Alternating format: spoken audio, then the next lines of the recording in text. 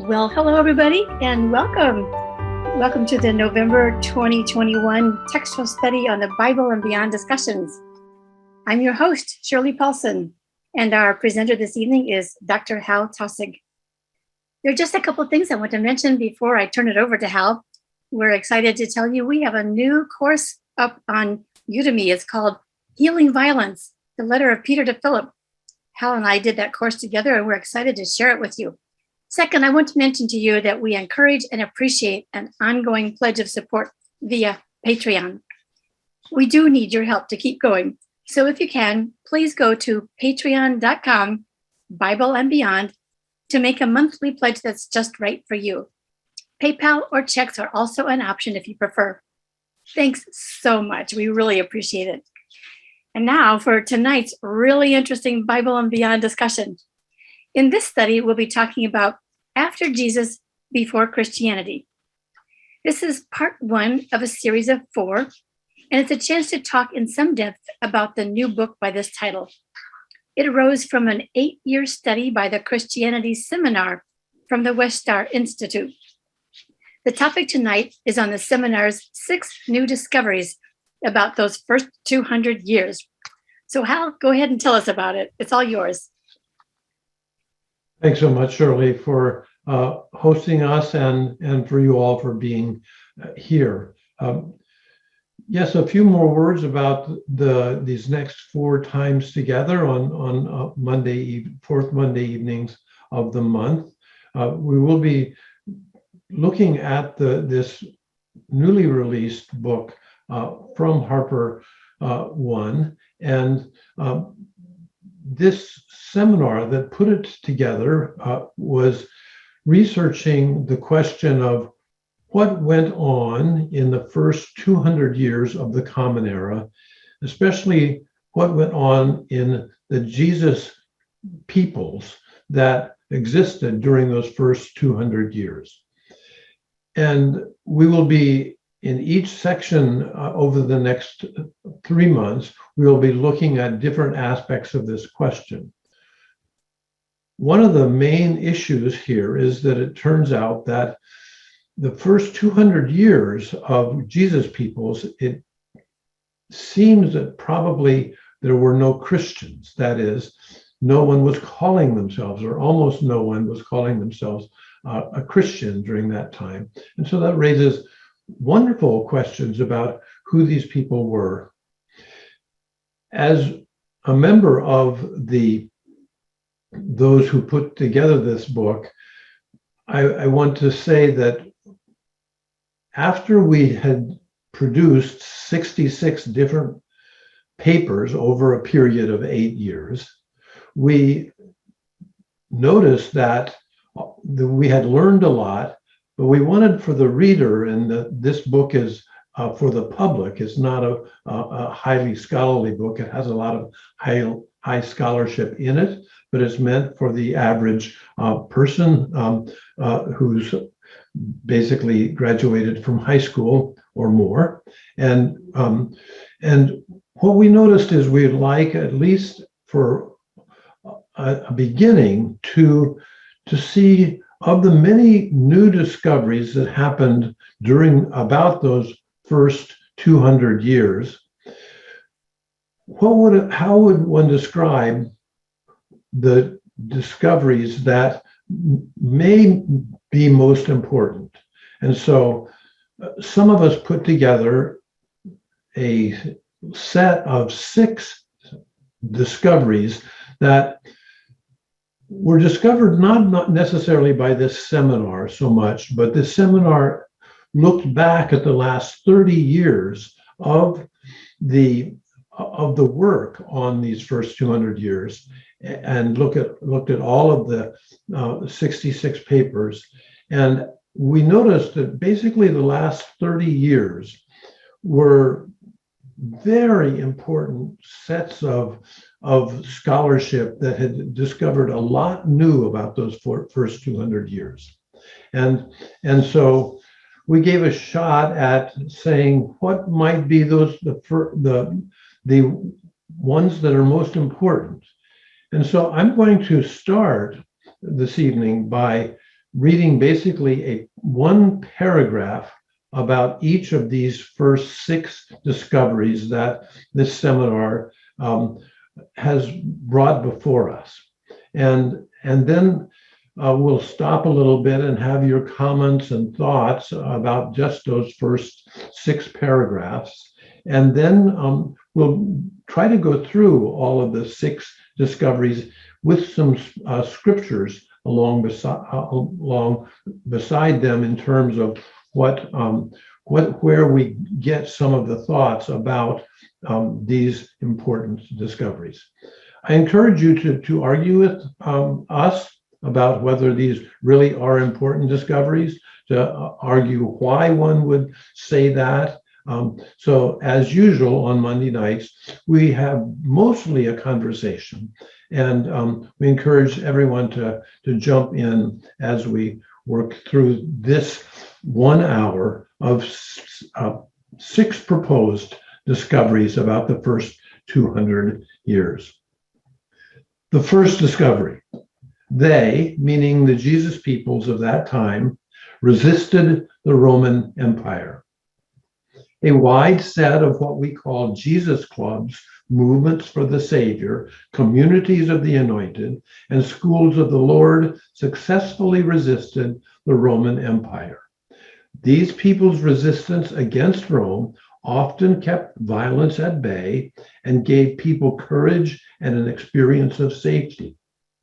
A key dimension of their resistance to empire was invoking God's compassionate and strange empire, or kingdom, as later translators have it, in contrast to Rome's cruel and dominating empire. These various groups made fun of Roman military power and mocked Rome's claim of divine power, even though they, the Jesus peoples of that time, themselves had almost no power. The empire of God challenged the empire of Rome. Caesar Augustus as Lord conflicted with Jesus anointed as Lord. So that's the first thing that we think is a discovery of the last 30 years by a whole range of scholars. Second discovery: they, meaning the Jesus peoples of that time, practiced gender bending.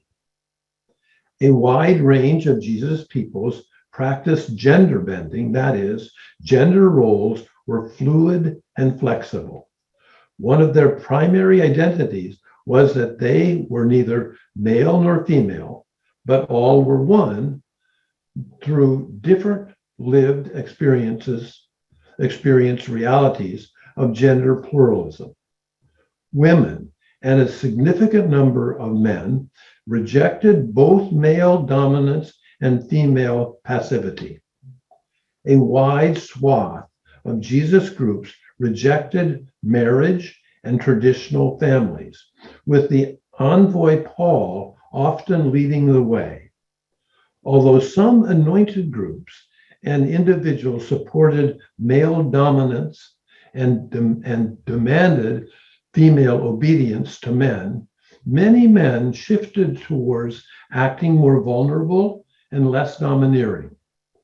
Women cut their hair and dressed like men. These gendered activities brokered new possibilities for identity among various Jesus peoples, well beyond the regular masculine-feminine dichotomies of the first 2 centuries. Discovery 3. These people lived in chosen families. With traditional families increasingly broken and dispersed, a variety of Jesus groups started living in experimental family groups. These new family groups were voluntary, that is, they lived together, increasingly outside of blood or married relationships. Whereas previously, the primary relations for living were extended family of multiple generations with cousins, aunts, and uncles in the mix.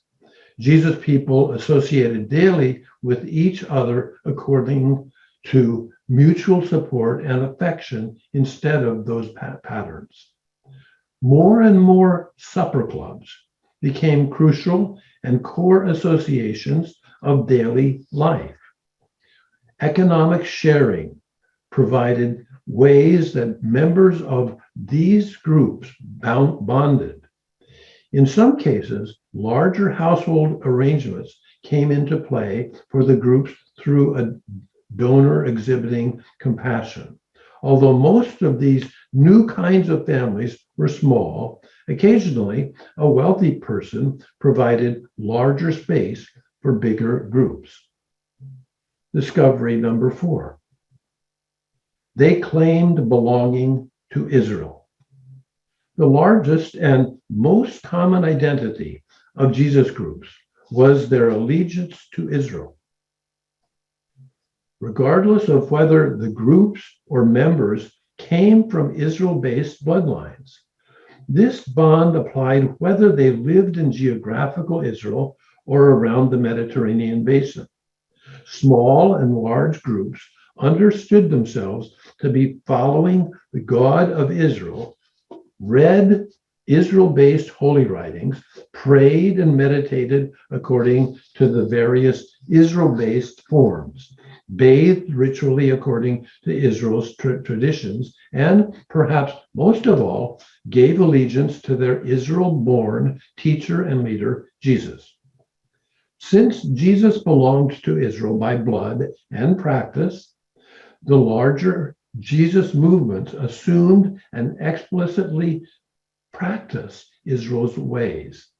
But after the Bar Kokhba War, the second major revolt against the Roman Empire of the people inhabiting the territory known as Roman Palestine, this allegiance was increasingly challenged.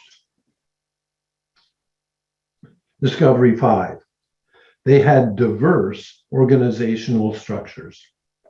As was the case with larger Israel itself, the many different groups, schools, clubs, and anointed communities had a variety of practices, beliefs, and organizational patterns as Jesus peoples. These peoples had no central leadership, and so had neither interest in telling nor the ability to tell the myriad groups how to practice or what to believe. The models of such organization were local and occasionally regional, and so Jesus groups generally followed the diverse club organizational rules or varieties of synagogue practices around the Mediterranean. The idea of Christian synods and ecumenical councils lay in the distant future. As occurred both in local clubs and in synagogue patterns, it was normal for different groups to dispute with one another about practices and beliefs. Finally, discovery number 6 from the first 200 years. They had persisting oral traditions. Writing did not dominate the life of the early communities of the anointed to the same degree as surviving documents have dominated how we imagined their life. There was nothing like the New Testament in the first 2 centuries CE.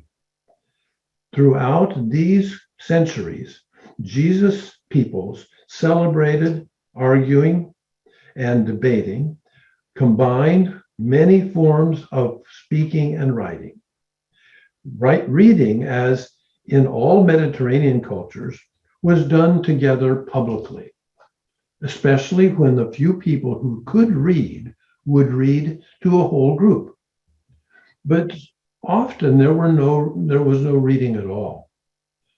There was significant writing among the different groups, but this writing was part of a boisterous, complicated community dialogue, group reading, ritual practice, and most of all, intense discussion. Much material overlapped Israel's developing reading itself of Torah, the prophets, and wisdom literature. The writings increasingly being set apart, designated as particularly meaningful for the life and identity of these people. Other writings were letters between communities, partially developed stories, and songs from within communities. Important writing was also done through a few words etched in stone and referenced as rules or statutes for Jesus clubs and associations. I think that's the most I've ever read in our Monday night sessions. You notice that these 6 discoveries that came from this 8 years of seminar studying across the country are probably surprising to a number of you. And I expect that some of them are not surprising to others of you. But since that was a mouthful of 6 discoveries, let me just pause for you to protest, ask questions, think about some of these possibilities. I'd love to ask a question. Clearly, the way it's described, everything was spread out. Everything was very diverse. People were doing their own thing. So the question that keeps lingering in my mind is, how did it consolidate into what became Orthodox Christianity? Well, we had Constantine, but even during the time of Constantine, there was a tremendous amount of diversity. He just kind of localized it, I guess you could say. So I'm just wondering what you think about that idea of whether Christianity would have even survived as something that was an identifiable entity if it wasn't for Constantine, or what do you think Christianity would have looked like, would have become, what do you think it would have become? What would it have looked like in the long run if it hadn't been consolidated into what they defined as orthodoxy? Yeah, thanks so much, Helen. That really gets us going in a very helpful way. So the main thing I should say is, Constantine didn't get going until the early 4th century. So if I'm talking only about the first 200 years, I would want to say 2 things. First, that's as long as there has been a United States of America. So it's no short period of time.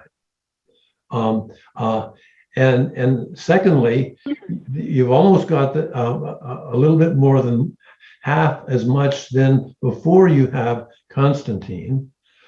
Thirdly, what Constantine did and didn't do is still up in the air in a lot of ways. And there is a second seminar working on that right now. So I could duck the question entirely, Helen, but won't. Because what happened to us in our work in the seminar for more than 8 years of research and then a good 2 years of writing for the public about all of that, what became clear is that there were some very exciting things going on, but they were very diverse. Many of them using all of these things in Jesus's name, but many of them being fairly different. So one of the questions that even in the last 3 weeks of the book being out, that's really spinning out of control, I think, in an interesting way, is not just your question, but your question is certainly right. But the question is, what would have happened if you would have kept the diversity? In other words, when I think of, for instance, Hinduism to a certain extent, and I'm not an expert on Hinduism, but Hinduism has really hung on to a lot of diversity in many ways. And one wonders whether one needs unanimity or even something very close to unanimity. And now I would say, if I jump 18 centuries forward, I find myself at least as engaged by the differences in Christianity today as the unanimities. So one of the things that I think will happen as this book gets processed is for us to rethink what identity is. In other words, it seems like in many places in the world, identities that are diverse may be stronger than ones that are not. So that's my beginning of thinking about it, Helen. Thanks a lot. Other thoughts or questions or two? Well, first of all, I just see some parallels between another religious group, the separatists who came to America and landed at Plymouth, and how it was important in their group to, they didn't have any necessarily leader, but it was important that everyone's opinion was listened to and heard, and that women had a role. You talked about women had a role where they were supposed to share their opinions or their thoughts about what was in the Bible. And they also lived together as a group with if somebody had more money, they would provide housing or a place for other members of the group. So it's sort of like a commune, sort of like you're describing in that second, I think the second point. So it seems like it's sort of a natural thing for people who have a feeling of that they're sort of outsiders, that they have to sort of make their way, finding out what they believe. So yeah, thank you. I will take that simply as a really good example of a very important parallel. And I would add the one just like that, I think, and that is Israel. So one of the stunningly beautiful things about the people of Israel in the time of these first 2 centuries, after it, even until now, is that nobody's in charge. I mean, there's no Pope kind of person at all in Israel. And one of the things that Israel has done most vibrantly over thousands of years has been to make sure that the diversity and the recognition of people beyond them is in full play. So yes, the fact that they all in those first 2 centuries are saying, hey, even if our mom and dad aren't from Israel, we want to be, is not an accident, I don't think. This is Diana. Hi, Diana. From what I understand, like the first few hundred years before Constantine took over, most of the Christians were in the East, and that's where the diversity was, where there were so many different types of concepts of how to be a Christian, and those are the people that ran into a lot of problems when Constantine did take over, and he had this idea that he didn't want a lot of discussion that was going to firm it up to the top, where he had to play the Pope. He didn't want to take that role, and that was one reason he wanted to have more uniformity. But that is supposed to be one of the major reasons when the Islam came about, that many of the diverse Christian groups did better under them than they did under the Orthodoxy. At least they were, they paid an extra tax or whatever they were allowed to continue with their religion at that time. I mean, maybe different now, but they were allowed to continue with their religion at that time, or the way that they wanted to believe it or worship. And versus if they were under the control of of Constantinople, particularly, they would be suffering heresy trials and put to death. Thank you. You know more than I do in some parts here, but yes, I'm between you and Chris, I'm noticing we can all relax a little bit more. That is, we've got all of these very quick, good and quite widespread diversities of phenomena.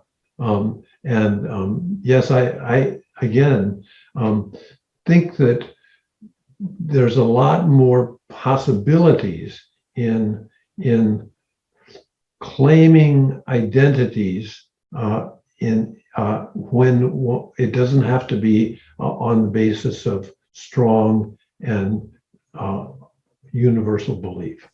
Well, what I'm about to say is comes from a lecture and based on a book that I heard, and my understanding is that the Christian community in those years became adversarial, and there was even burning of towns and cities leading up to Constantine's dilemma of having to pick between the two churches that evolved. One, as I understood it from what I heard and was in Alexandria by the time Constantine came to be.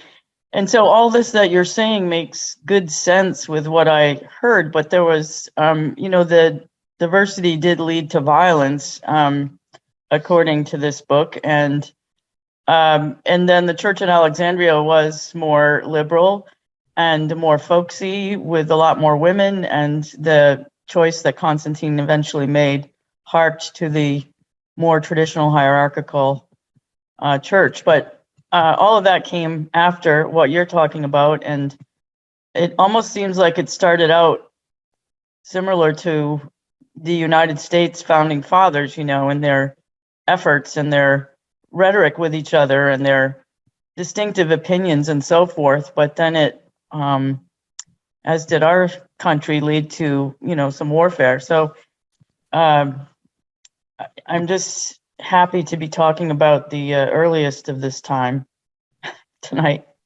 And I don't know if what I just said is accurate. It just is based on that lecture and book that I was privy to. What she's saying is true, is that it had to do with the people in Alexandria were upset with those when they were under, when the Romans were going in and charging them with being Christians. They demanded all the books, the religious texts, be turned over to them. And those bishops that turned over the religious texts were the ones that later on, when it became safe to be a Christian, were under question because they had done that by those who had not been in that same predicament.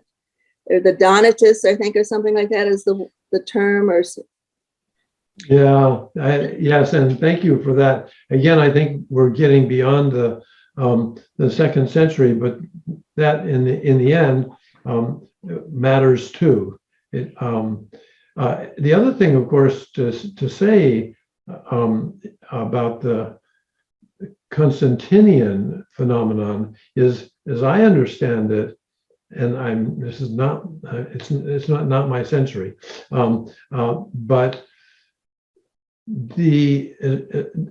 I think Constantine was in the minority for at least 100 years thereafter. He was dead for part of that.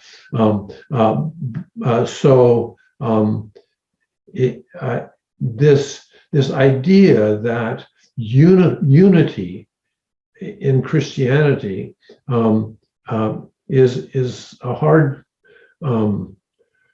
thing to argue strongly. And then again, I think one of the things that we at Westar are now wanting to remember is maybe that those first 200 years actually were quite helpful in pointing ways to spirituality and practice in ways that is not just unified.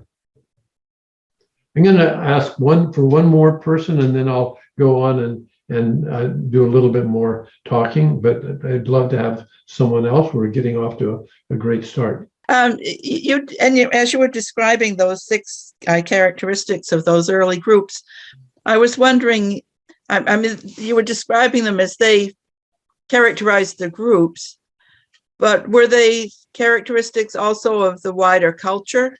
I mean, were other religions gender bending? Were other religions doing some of these things? Oh, that's so great, Sarah. The answer is by and large, yes. Okay. Not, but there was, let me say it a little bit more thoroughly, yes.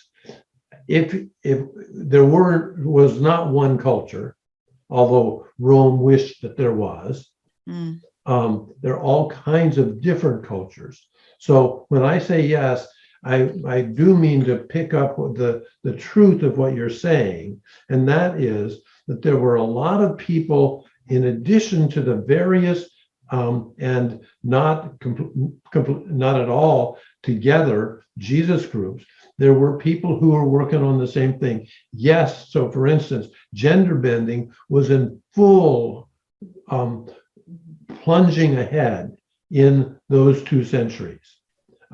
There's just stunning variations.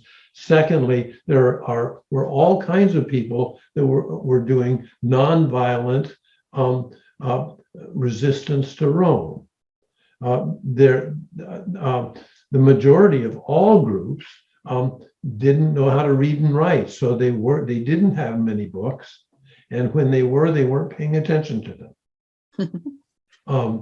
So yes, we could go right down that, and I would say, because Rome is just completely violent in the way it's trying to wipe out all the other cultures, and to claim that it's really the only, basically Rome, of course, says that anyone who is not Greco-Roman is not a human.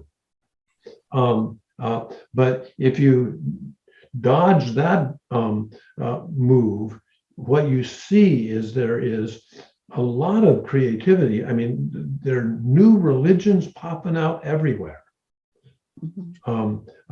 as well in many ways. So, for instance, one of the many ways that clubs and groups get together is by having these really long, sumptuous meals.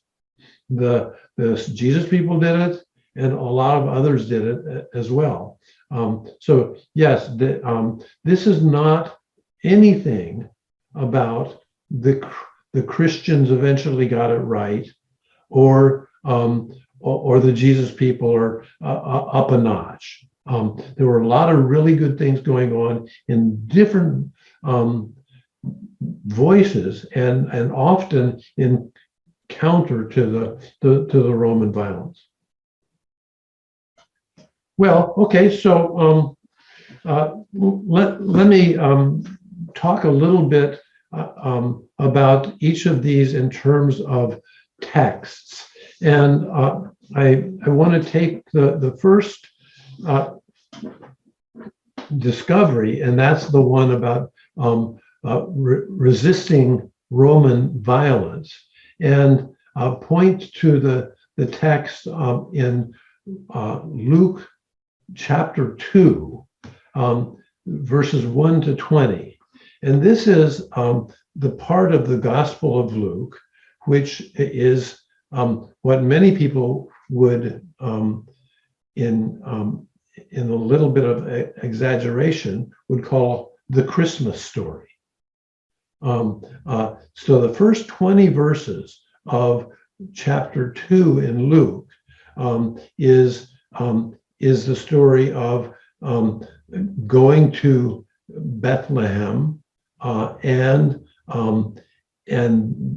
Jesus being born in the manger, and the shepherds coming to meet him after being instructed by the angels in the sky.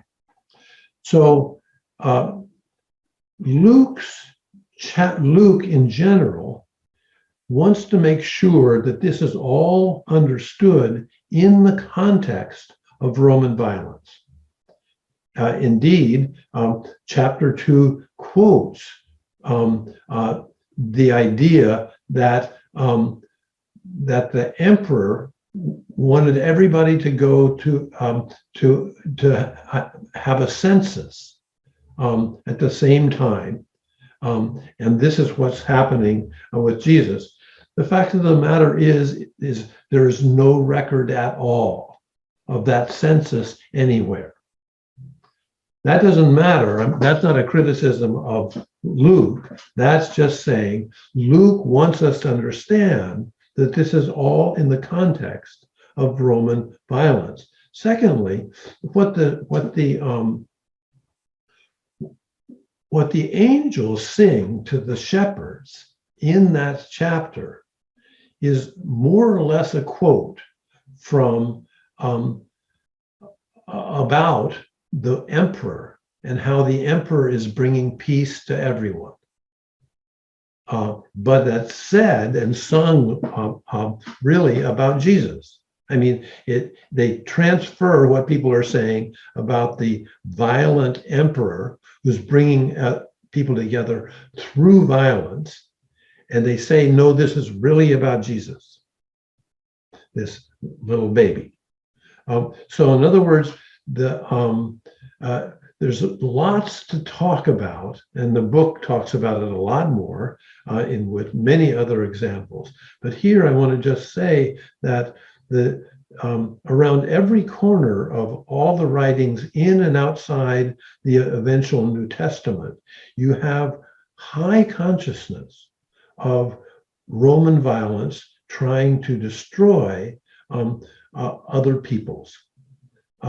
And so I would just hold that up as one of many, many, many examples cited in the book of Jesus people standing up against Roman violence almost thoroughly in terms of some kind of way of living together themselves and a way of saying no to violence.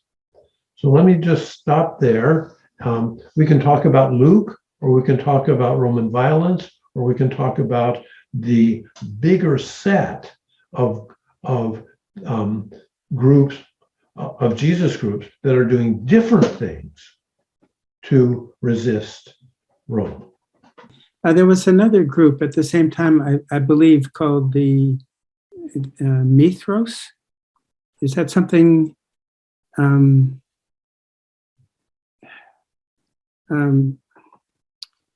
I just wonder if there's something that you know about or can talk about. I don't know the Nitros. Mithros. Oh, okay. So I mean, one of the next persons to talk about is Paul, who keeps talking about how the Romans keep throwing him in jail and beating him up. I think what is it Lanny is talking about is I think it's that religion that's Mathos or something like that. The Roman soldiers were into. Yes. And that was a big religious cult that took place during that period. Yes. Yeah. So yeah, I do know them pretty well. Whether they, I'm not so sure that they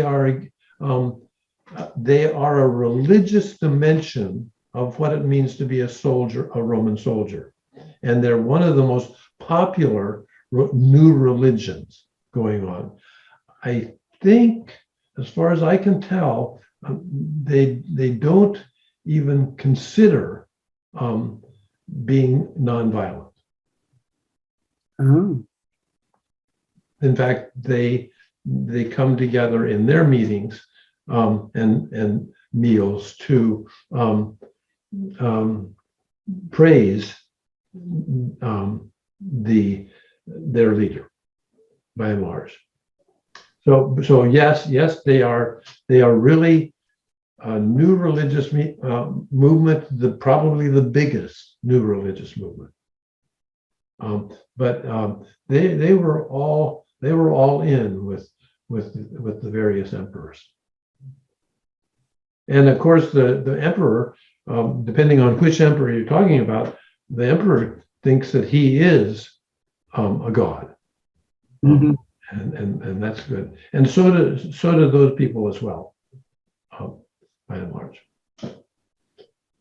And other thoughts about Roman violence and Jesus people? I just want you to know that Natalie's asking if someone can spell the name of this group. Chris, can you spell the name of the group you're talking about? I think it's MITHROS. I think that's it. Yeah. Thank you. Okay. Okay, well, let me go on then, since I'm hopelessly not on time.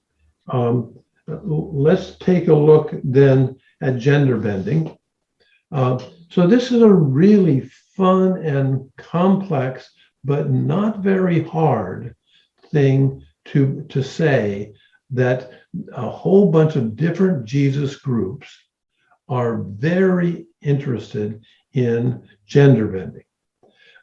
The reason that it's hard is that by and large, Christian churches throughout the most of Christianity have focused on a couple of books of the Bible that do something different, and of the eventual New Testament. That is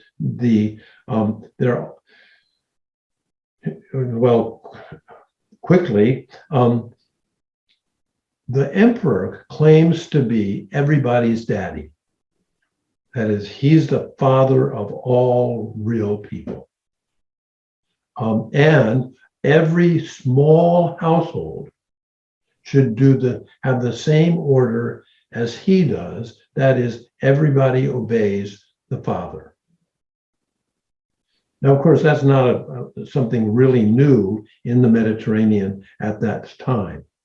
But what we see in a number of movements, and I'll mention one because she is so stunning in what she does. There are all kinds of groups that are fleeing marriage and fleeing father-based families because of the violence in those families. That's not that I don't think that violence in the families is all because of the emperor. There's just a lot of family violence across the world. So I don't want to pin that necessarily all on the emperor. But what I want to tell you about, among other things, is this great tradition of Thecla. Thecla is probably one of the most famous Jesus person of the 2nd century. Although the stories of her are about the 1st century, but the basic story of Thecla is that she, as a teenager, hears Paul teaching in the street, and what he is teaching about, and read this in the Acts of Paul and Thecla, if you would. It's really, really a cool thing. what Paul teaches, and Thecla, the teenager, is just really very fond of, is that young people should leave their families and not get married and come and follow the way of Jesus. Notice that actually makes quite a bit of sense, right? Then you notice on top of that, that Paul in 1 Corinthians 7 says the same thing. He says, listen, and he's talking to the Corinth people, and the Corinth people themselves are starting to gender bend. So there are, according to Paul, in chapter 7 of 1 Corinthians, some men and women are stopping to have sex so that they can be in Jesus's way. It looks like those particular people that Paul talks about are not running away from each other. They're just starting another kind of gender. And that's the same thing that Thecla does. And Thecla, for her whole life, is on her own with other groups that are doing the same thing. And she is a healer and a teacher. She doesn't get martyred. She lives the life of a healer and a teacher until she dies of old age. And you find across a whole set of documents of the early Christ people of the first 2 centuries, you find this movement alive and well. I'm not saying that's the only way that gender is bended in the first 2 centuries about the Jesus people and other people. But if you just jump in for an hour to the Acts of Paul and Thecla, it will, if you don't know it now, it will knock your socks off in terms of a courageous young woman who goes her way, sometimes with Paul, sometimes not with Paul, but Paul usually approves. And for centuries thereafter, she is known as the leader of women's communities. So there are other things to talk about gender bending. I like again what I was saying earlier about Paul. Paul does, when Paul talks about who he is, by and large, he keeps talking about how he is weak and how he is beaten up. And basically his picture of himself is that what is manly, meaning heroically strong, is not what he is. Paul is in the process of becoming another kind of gender than the one that this society, this Roman society, says is the best. Can I ask if is Christianity the only group that has a gender bending, or is this over and above this Christianity? Yeah, see that there's. I want to just remind us of what Sarah said. Yes, the amazing thing about the first 2 centuries is they don't think they're going towards a religion. There are a bunch of different people who have been inspired in different ways by Jesus and others. And certainly, for instance, let's take the new religion of ISIS, based on an ISIS figure from Egypt and mainly popular in Greece at this time. Yes, for sure, there is gender bending, by the way, inside Rome government as well, because it's in this time, the 1st and 2nd century, that Rome um, approves of women's owning property and approves of women getting the right to divorce. So there's all kinds of things bubbling all around that gender is in process. So thank you. Yes, this would be a good thing for someone to criticize me for.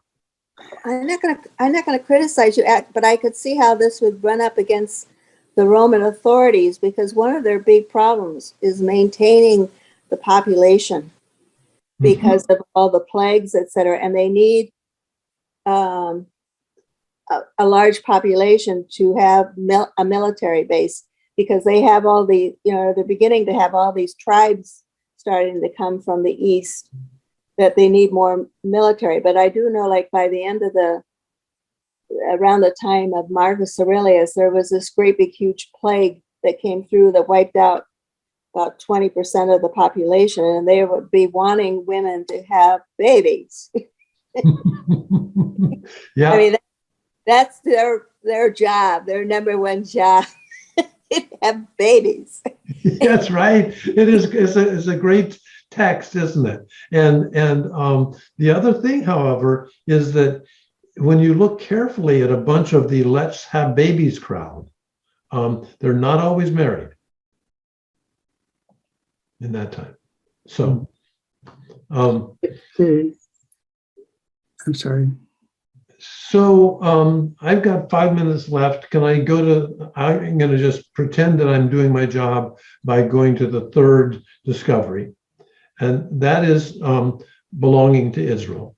So this is, I think, a particularly lively discovery for the first and second century, in that since almost no one is calling themselves Christian, what also is going on is people from other nations which Rome has defeated are starting to follow some kinds of Jesus groups after Jesus is gone, and they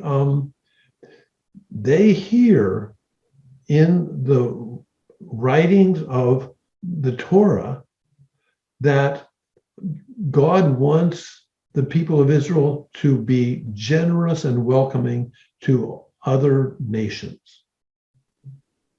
So the commandment that is used most in the Torah is welcome the strangers, let them have some of your land. And so a bunch of people who've been listening to Jesus too say, well, I'm not really of Israel because mom and dad are something else. But they start coming not to necessarily to the country or the former country of Israel, but to start believing that they too can be a part of that greater Israel with a loving God. Now, again, notice how this does not correspond to the way Christianity, in many cases, paints Israel, and that is of the angry God. I have a question. Please.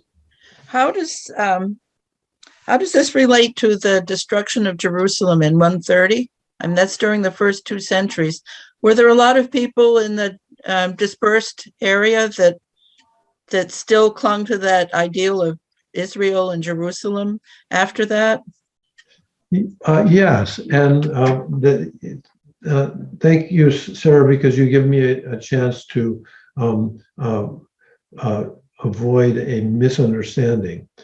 The people of Israel in the first and second centuries, first of all, have been destroyed already as a nation. That is, that the emperor, right before the first century, took everything over. So there is no Israel as a nation anymore. And so one of the main things going on before and after the destruction of the temple in 70 and the destruction of Jerusalem in 130 is that people begin thinking of Israel as a people, not a nation. In other words, they have to give up as a nation, but they say who we are spiritually together all around the Mediterranean. That's who we can become. And these other people, including more or less all of the Jesus people, say, yeah, and we're with you, even if you're not a nation. Well, these are mouthfuls, but you can tell why we need 3 more monthly Mondays to even begin to see that we may have some more things to think about. The way you describe it makes it sound almost like a counter empire of these religious groups. Well, yes, actually, yes. The word in Greek that is translated in most Bibles, the kingdom of God, in the 1st and 2nd century, that word means the empire. So in other words, if you're walking down the street in any place in the Mediterranean basin, and somebody says, "Oh, you know about the basileia," that's a Greek word translated as kingdom. There is no kingdom because it's only an emperor or an empire. So what the 1st century Jesus people have done is they have said he thinks he is running an empire. We think God is. Oh, I can't wait to hear what's happening next month, Hal.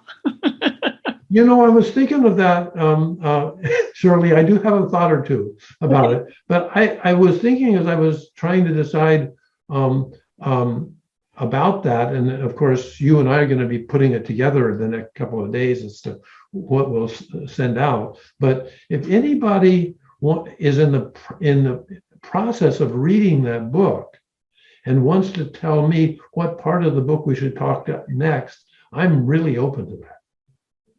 I think that's great. So the book again is After Jesus, Before Christianity, and you can find it on Amazon and other bookstores. Is that right, Hal? Yes, and I'm at haltaussig.org. If you want to tell me what we can do next time. All right. So, or you can go to the Facebook thing, right? I saw it on Barnes and Noble today. Oh, you did see it. Thank you, Chris, for telling us that. That's just great. Yeah, it's on all over the internet, so you can find it.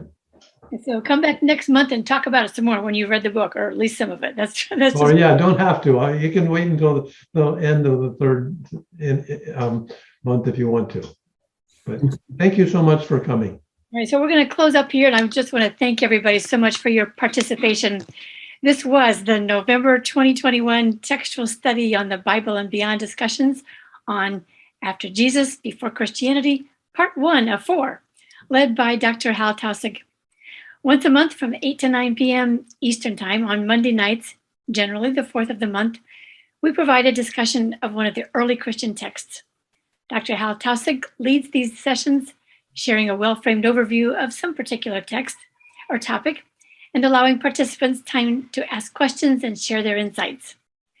We do rely on your donations to be able to produce these textual studies. So if you're able, we especially appreciate a monthly pledge of support via Patreon.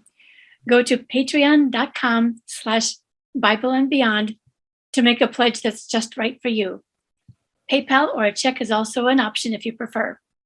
Check the website earlychristiantext.com for details. Thank you so much.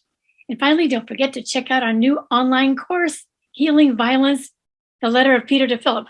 So find details on that also on Early Christian Text website. See you next month. Thanks.